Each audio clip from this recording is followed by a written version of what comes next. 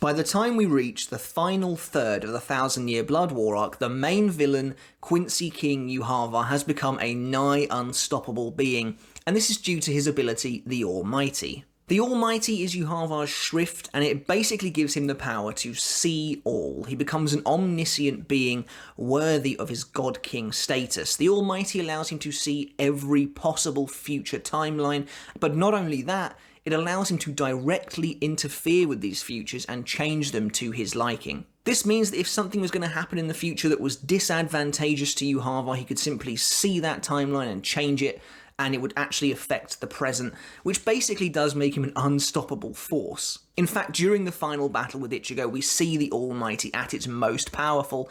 Yhwach reveals that he can even rewrite a future in which he has been killed. So yeah, for the final villain of Bleach, Kubo really pulled out all of the stops in making this guy completely undefeatable. However, there are two characters in the series whose special abilities allowed them to somewhat circumvent this godlike power. And it's with these two characters' help, in different ways, that Ichigo is eventually able to gain some kind of an upper hand on Yhwach and finally win the day. What I like most about this scenario is that the two characters in question are actually two of Ichigo's biggest foes from separate arcs in the story, Sosuke Aizen and Shukuro Tsukishima.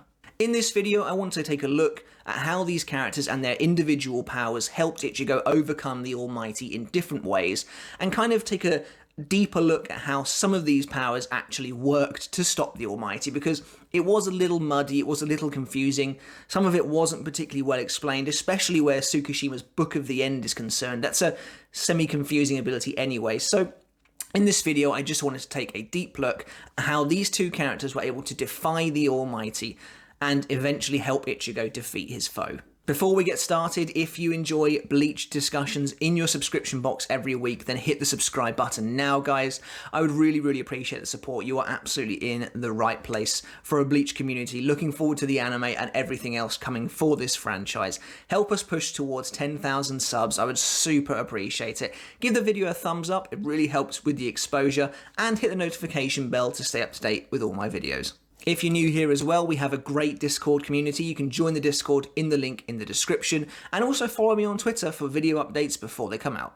So, to begin the video, I think we should look at Tsukishima's Book of the End and how his contribution helped Ichigo defeat Yhwach, because that's the first one we see out of the two of them. And let's go for some context first. So Ichigo was battling Yhwach with Orihime at the top of Varveld, and things were going pretty well for him, all things considered, until Yhwach decided to activate the Almighty. Once he did, Yhwach was able to see every single future, and most infamously snapped Ichigo's Bankai in half like a twig. The moment Ichigo activated Tensei Zangetsu, Yhwach broke it in half, because that's the power of the Almighty. He had already seen in the future that Ichigo was going to use his brand new Bankai, which was incredibly powerful, and Yhwach was like, you know what, I can't be having that, I'm just going to break it in half now. That's the kind of power we're dealing with here. So it would take an almost equally broken ability to help rectify that. Enter Tsukishima Shukuro, the Fullbringer responsible for giving Ichigo so much trouble in the Lost Agent arc. Tsukishima is one of my absolute favourite characters, and I loved seeing him here, even if it took absolutely ages for him to actually show up, and then he was only around for half a chapter, so I'm not going to lie, that was a little bit annoying. But it was great to see him do something anyway, and he has an actual substantial impact on the outcome of the final battle. Because Yhwach has broken Ichigo's Tensei Zangetsu in all possible future timelines, even Orihime's power cannot reject the damage, and so Tensei Zangetsu remains broken and there is nothing Ichigo can do. When Tsukishima arrives, however, he stabs Ichigo in the back with Book of the End, and we all know how this power works. It allows Tsukishima to insert himself into the victim's past, essentially creating an alternate timeline. Now, these timelines only exist for as long as Tsukishima is alive. I kind of wonder how that works now, since he's now a soul, although we know souls can die, so I guess it's essentially the same. Either way, as he explains to Ichigo in the Lost Agent arc, Tsukishima notes that time is always flowing forward, and therefore multiple infinite futures can be created from a single point in the present. And Tsukishima's power doesn't affect the future, it affects the past. So I'm going to try and describe this as much as I possibly can. This is just based on my own thoughts of how this power has worked to circumvent the Almighty. Let me know in the comments below, guys, if you think I'm off base here, but This is the best explanation I can come up with. Imagine the past is like a cement block. It cannot move and it cannot change because it has already occurred. That cannot be affected. But in front of the past are infinite possibilities because that hasn't happened yet. As Yhwach notes to Ichigo, these possibilities appear before him like millions upon millions of grains of sand, and he can pluck one out of thin air and transform it at will. What we have here then is Ichigo's current past, and all of those future timelines have been affected by Yhwach, and in every single one of them, he has irreparably destroyed Tensei Zangetsu. When Tsukishima arrives, however, he cuts Ichigo and inserts himself into Ichigo's past, but he's not really doing anything. That's not the important thing this time. This time, all that's happening is he is creating an alternate past where Ichigo's Tensei Zangetsu was not irreparably damaged across every timeline. Like I said, Tsukishima's power doesn't affect the future, it just affects the past. So all we've done here is created a second concrete block with a whole bunch of new infinite timelines that Yhwach has had no influence over.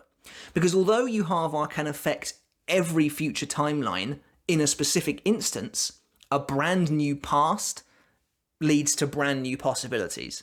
This is what I mean by it being a little bit confusing, but that's essentially the gist of it. Tsukishima creates a split past for Ichigo, a brand new one where Tensei Zangetsu has never been permanently destroyed, allowing Orihime to fix it for him. This is also evident when Ichigo finally arrives to face Yhwach as well.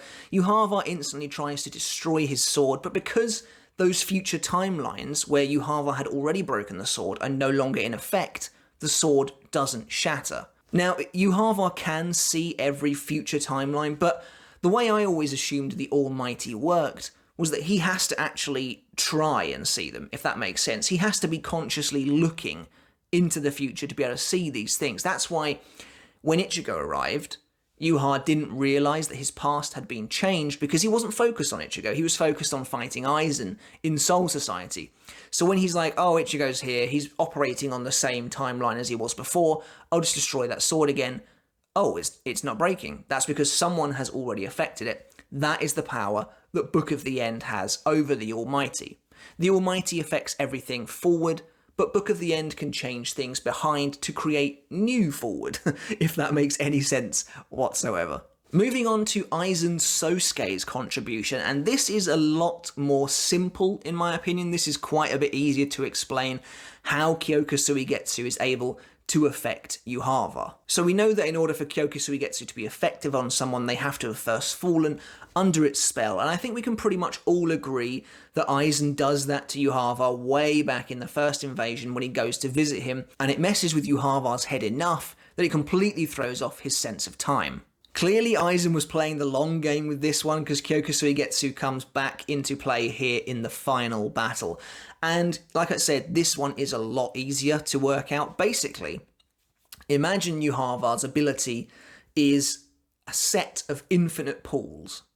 Infinite pools of water, and he can look into every single one of them and see something in each of them. However, that power is not particularly useful if somebody else is controlling what you see in those pools. We know that Aizen's Kyokusui affects all 5 senses, and sight is one of them, and that's the primary thing that Yhwach is using here. It doesn't matter if Yhwach can see every timeline, Aizen is controlling what he sees. Therefore, as soon as Yhwach arrives in the final battle, he is already under Kyokusui spell, and Aizen is playing with him until Ichigo stabs him in the back. I want to do another video in the future looking at the final battle in detail, because it is actually kind of confusing. There's a lot going on there. Is Renji even there? You know, we know that Renji kind of goes with Ichigo, but as far as I'm concerned, he doesn't actually partake in that final fight. But regardless, all that's important is that Aizen has Yhwach under his spell the moment he arrives, and so everything Yhwach sees, or at least he thinks he is seeing, is not actually real. It's all a manifestation that Aizen has created. This does lead to one of my absolute favourite Aizen moments, of course, where Yhwach thinks that he has successfully killed Ichigo, only for Aizen to be like, oh, I see, you think you're looking at Ichigo, well that's fascinating. And then Ichigo stabs Yhwach in the back. Aizen's line there about it being fascinating, that he thinks he's seeing Ichigo, tells me that Aizen didn't actually know Kyokusui Getsu was going to work, but he got lucky, basically, and the fact that it affects sight means that Yhwach fell under that as well. And so that's basically it for this video, guys. Thanks to the help of Tsukishima and Aizen, two of Ichigo's greatest enemies, he is able to eventually overcome Yhwach's almighty and deal a crippling blow to the guy. Now, admittedly, Uryu does come in and fire the still silver arrow at Yhwach, and the fact that Yhwach doesn't see that coming is another thing that's up for debate, and that's what, in my opinion, lends credence to the idea that Yhwach actually has to be paying attention for his power to work. I feel like in that particular moment, he is obviously thinks he's about to win. He's gloating, you know, he thinks that Soul Society is about to be destroyed. He is not expecting, and therefore not looking for, Uryu to appear behind him and shoot him in the back. That's the only reason I think Uryu is able to get away with that. Yes, Yhwach can see, and if Yhwach had taken the time to see Uryu, or to even think that Uryu might show up, he would have been able to break the arrow or move out of the way or something like that. But he isn't paying any attention in the slightest. It probably doesn't help as well that he has just been killed and is in the process of resurrecting himself. He probably got thrown off a little bit by that, I assume. But that's kind of how Uryu operates there, I think. But Tsukishima and Aizen are able to actually counter the Almighty with their abilities. Like I said, Book of the End creates a brand new past for Ichigo, which opens up a whole plethora of brand new futures for him that haven't been tampered by Yhwach. And Aizen's is much more simple. He can just control what you see at all times, and that goes for someone who's just looking at things with two eyes, or someone who's looking at infinite futures with multiple eyes. It doesn't matter. Everything he sees, Aizen controls. Let me know if you enjoyed the video, guys. I hope it was helpful. If maybe you had some confusion about how these two characters were able to affect potentially the most broken ability in all of Bleach. Let me know in the comments below what you think about my theories about how they work, specifically Book of the End. That's the one I'm slightly iffier on, but yeah, let me know, guys, what you thought of all of this in the final battle of Bleach. And like I said, if you enjoyed the video, make sure to hit that subscribe button and support the channel. It's always really, really appreciated. Alright, guys, but until next time, I shall catch you later. See you then.